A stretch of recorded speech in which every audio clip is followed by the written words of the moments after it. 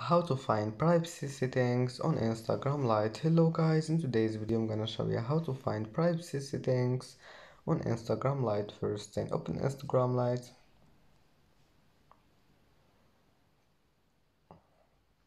and now click the storylines in the top corner, and here you will find settings, and then just click this one, privacy.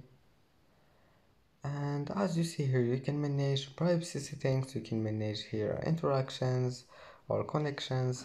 Just manage here until you want, and then just go back, it will be saved. And that's how to find privacy settings on Instagram Lite. And that's it for today's video. Don't forget like and don't forget subscribe, and thank you for watching this video until the end, and see you in the next video.